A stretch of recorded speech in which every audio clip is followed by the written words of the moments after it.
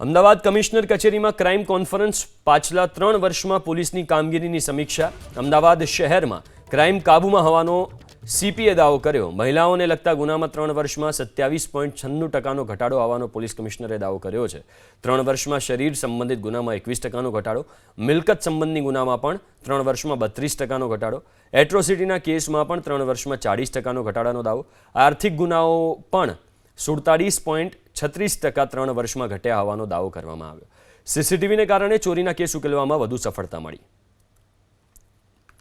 હવે જે પહેલાં ચોરીઓ થતી હતી, ચાહે વાહન ચોરી હોય કે ઘરફોડ ચોરીઓ હોય, એ ડિટેક્શન ઓછી હતી અને એના મુખ્ય ફાળો આપ તમામ જે અમદાવાદના જે લોકોએ સહયોગ આપ્યા સીસીટીવી લગાડવામાં, એ મેં આપણે મોટી સફળતા હું એમને ગણું છું। પછી સુપરવિઝન પણ આપણે કડક કર્યા છે, પોલીસ પેટ્રોલિંગ કરે છે, ડીસીપી સુધીના અધિકારીઓ સેન્સિટિવ એરિયા પેટ્રોલિંગ કરે છે, વાહન ચેકિંગ પણ આપણે કરાવીએ, નાઇટ રાઉન્ડને બહુ ઇફેક્ટિવ કર્યા છે।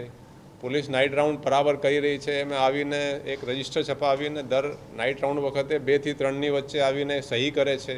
પછી સુપરવિઝન અધિકારી નાઇટમાં નીકળીને જોઈ શકે, 4 વાગે જ આવે, જો એ સહી નહીં મળે તો એબસેન્ટ ગણીને એને કાર્યવાહી કરવામાં આવે છે।